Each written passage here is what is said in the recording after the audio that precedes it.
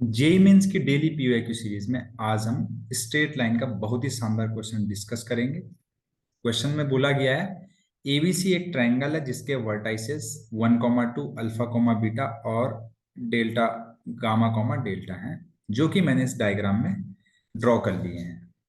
साथ ही साथ एबीसी जो एंगल है ए बी सी वो पाई/6 गिवन है, और ये वाला एंगल जो है वो है पाई/6 मतलब 30 डिग्री लिख लेते हैं, इसको 120 डिग्री लिख लेते हैं क्योंकि 2 पाई/3 है। तो फिर ये कितना बचा, ये 30 डिग्री बच गया। ठीक है। इसने आगे बोला कि बी और सी जो है वो y = x+4 लाइन में लाई करते हैं, यानी कि जो बी सी है इस लाइन का इक्वेशन क्या है, x+4, y = x+4। क्योंकि बी और सी दोनों ही एक ही लाइन में लाई कर रहे हैं तो डेफिनेटली बी सी लाइन का इक्वेशन ही y = x+4 है, क्योंकि दो पॉइंट से एक यूनिक लाइन खींची जा सकती है। दो पॉइंट अगर एक ही लाइन में ड्रॉ कर रहे हैं, लाई कर रहे हैं, तो उसका इक्वेशन ये होगा। अब उसने क्या पूछा है क्वेश्चन में, alpha square plus gamma square. Alpha square आप देखेंगे तो इसका एक्स कोऑर्डिनेट है और इसका जो एक्स कोऑर्डिनेट है वो गामा है। तो मतलब हमें बी और सी के एक्स कोऑर्डिनेट के स्क्वायर का सम बताना है। तो इसको करेंगे कैसे? सबसे पहले हमें ये सोचना है कि करना क्या है। तो करना क्या है वो हमें पता चल गया, अब करेंगे कैसे। देखिए, अगर आपको बी पॉइंट मिल जाए और सी पॉइंट मिल जाए तो अल्फा और गामा के स्क्वायर का सम निकाल सकते हैं। तो ये कैसे मिलेंगे, अब आपको सोचना यह है अल्फा और गामा कैसे मिलेंगे। अगर आप ए बी और ए सी का इक्वेशन लिख दें, ए बी और ए सी का अगर आप इक्वेशन लिख दें तो आप उसको y = x+4 यानी कि बी सी के इक्वेशन के साथ सॉल्व करेंगे जैसे ही, वैसे ही आपको आंसर मिल जाएगा। तो चलिए हम ट्राई करेंगे ए बी और ए सी का इक्वेशन लिखने की। तो देखिए, ए बी और ए सी कोई भी लाइन है उसका इक्वेशन लिखने के लिए हमें एक पॉइंट और एक स्लोप चाहिए होता है। तो जो ए है उसका पॉइंट तो मुझे पता है, ए से दोनों लाइनें जा रही है, लेकिन ए बी और ए सी दोनों में से किसी का स्लोप मुझे पता नहीं है। है ना? तो अब ध्यान दीजिएगा, आपको एक कॉन्सेप्ट पता होना चाहिए कि दो लाइन के बीच का जो एंगल होता है उसका फॉर्मूला होता है tan theta = m1 - m2/1 + m1 m2। है ना? तो लेट से आपने ए बी लाइन का जो स्लोप है उसको m2 बोला, और ये जो BC लाइन है उसके स्लोप को m1 बोला, और अगर आप यहाँ से स्लोप निकालेंगे y = mx+c से, तो स्लोप की वैल्यू 1 आ जाएगी। पता है ना आपको, y = mx+c से इसको कंपेयर करेंगे तो m की वैल्यू 1 आ जाएगी। थीटा की वैल्यू हमको गिवन है ना? तो tan 30 = m1 की जगह 1 रख लीजिए, 1 - m2/1 + m2 हो जाएगा। m1 की जगह पर 1 रख लिया। जब इसको फर्दर सॉल्व करेंगे तो मॉड हटाते ही प्लस माइनस लगेगा, तो ये हो जाएगा +- tan 30। हो गया। अब जो है हमें कोशिश करनी m2 को निकालने की। तो देखो m2 कैसे निकलेगा।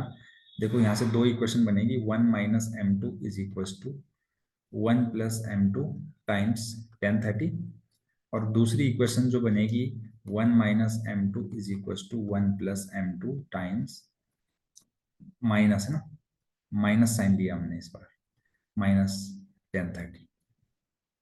अब हमें क्योंकि m2 निकालना है तो m2 को एक साइड ले लो, बाकी टर्म को दूसरी साइड ले लो। तो जब इस tan 30 का अंदर इंटू करेंगे तो ये कुछ ऐसा हो जाएगा, 1 - tan 30 कर दिया, और इस m2 को दूसरी साइड ले जाओ और m2 को कॉमन ले लो, तो 1 + tan 30 हो जाएगा। ठीक है। तो m2 की वैल्यू यहां से आ जाएगी 1 - tan 30/1 + tan 30, और यहां से m2 को सिमिलर चीज अगर आप करेंगे, है ना, तो देखो इधर -1 है, -1 × tan थीटा उसको इधर ले आएंगे तो 1 + tan थीटा, और m2 को उधर ले जाएंगे तो प्लस के साइन के साथ जाएगा। तो m2 को कॉमन लोगे तो 1 - tan थीटा आ गया। तो दो स्लोप आ गए। अब कौन सा स्लोप लेना है कौन सा नहीं लेना है, दोनों ही लेने हैं। कैसे? देखिए, यहां पर अगर आप देखेंगे ध्यान से देखिएगा, तो एक स्लोप जो है m2 के काम आएगा, और दूसरा स्लोप जो है AC है ना, दूसरा m2 इसके काम आएगा, क्योंकि दोनों ही 30 डिग्री एंगल बना रहे हैं इस लाइन के साथ। तो दोनों ही बना रहे हैं, तो एक से इसका स्लोप आएगा, एक से इसका स्लोप आएगा। तो कौन सा किसका होगा, हम इसकी परवाह न करते हुए इसको इसको असाइन कर लेते हैं, और इस वाले को इसको असाइन कर लेते हैं, सिंपली, है ना। या फिर हम ये इस वाले को हम यहाँ इसको असाइन कर लेते हैं, इस वाले को यहाँ असाइन कर लेते हैं, और इक्वेशन लिख देते हैं। तो जो ए बी का इक्वेशन होगा वो क्या होगा, पॉइंट आपको पता है, तो y minus two is equal to m2 की वैल्यू हम ये वाली ले लेते हैं, तो ये हो जाएगा 1 माइनस 1030 अपॉन 1 प्लस 1030। इससे अच्छा हम इसको अगर सॉल्व कर दें तो 1 minus 1 upon root three upon 1 plus 1 upon root three आएगा, और यहाँ से आएगा 1 plus 1 upon root three upon 1 minus 1 upon root three.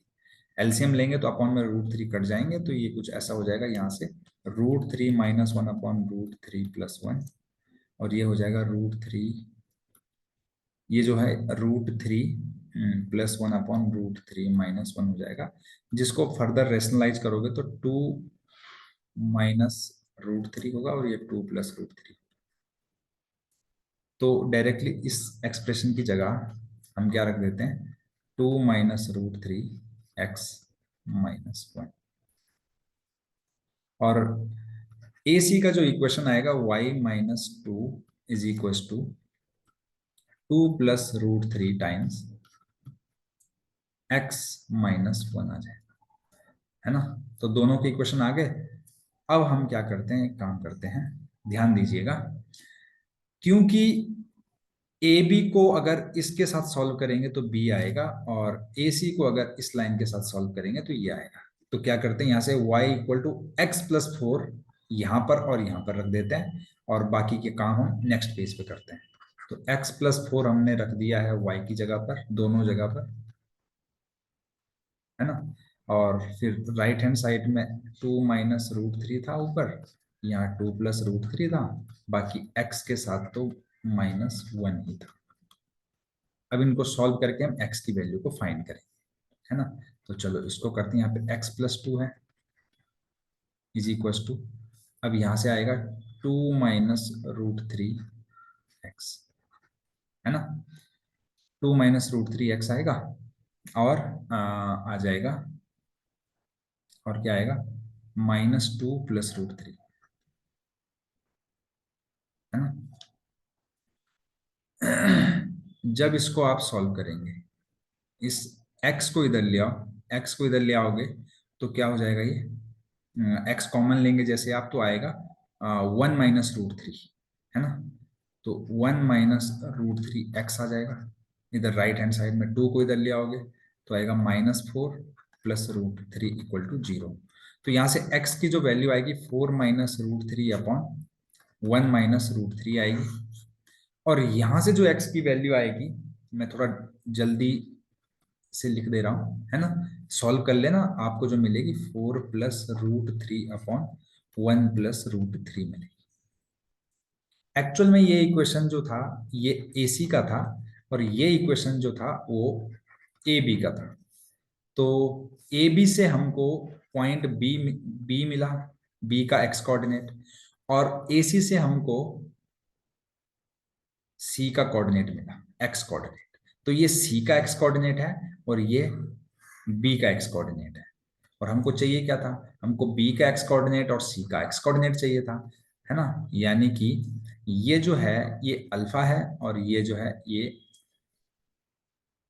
हमारे पास आ गया गामा। क्या आ गया, गामा आ गया, ठीक है। और अब हमको जो चाहिए था, हम उसकी ओर चलते हैं। तो हमको चाहिए जो था, ये तो हमने अल्फा बोला, सॉरी गामा बोला, हमको अल्फा स्क्वायर प्लस गामा का स्क्वायर चाहिए, है ना। मतलब इसका स्क्वायर प्लस इसका स्क्वायर। तो स्क्वायर में जाने से पहले इसको थोड़ा रेशनलाइज कर लेते हैं हम, है ना, ताकि हमें थोड़ा इजी हो जाए। तो रेशनलाइज करते हैं, है ना। तो हम डिनोमिनेटर के जो कंजुगेट हैं उससे इंटू करते हैं, 1 plus root three into 1 minus root three. तो अपॉन में जो है -2 बचेगा, और ऊपर जो आ जाएगा वो आ जाएगा 4 एकम 4 -3 1 माइनस -√3 और -4√3, तो 3√3 आ जाएगा। उसी तरीके से यहाँ पर आप रेशनलाइज करोगे तो 1 + 3√3 अपॉन -2 आ जाएगा। तो ये हो गया आपका गामा, ये हो गया आपका अल्फा। अब इसका स्क्वायर करिए प्लस इसका स्क्वायर करिए। अब जैसे ऊपर वाले का स्क्वायर करेंगे आप, 1 - 3√3 का स्क्वायर अपॉन 4। अब दोनों के अपॉन में 4 है तो एलसीएम ले लिया हमने, और 1 + 3√3 का होल स्क्वायर। अब आपको पता होना चाहिए कि a+b का होल स्क्वायर प्लस a-b का होल स्क्वायर जो होता है वो होता है a², 2 times a² plus b²। तो बस ये जो होगा 2 टाइम्स ऑफ 1 का स्क्वायर प्लस 3√3 का स्क्वायर अपॉन 4 हो जाएगा। तो 3 × 9 = 27 और एक 28, तो ये हो जाएगा 28 × 2/4 विच इज इक्वल टू 14। तो 14 ही इस क्वेश्चन का आंसर है। सॉल्यूशन अच्छा लगे चैनल को लाइक शेयर सब्सक्राइब जरूर करें, साथ ही साथ वीडियो में कमेंट करना बिल्कुल ना भूलें। Thank you very much.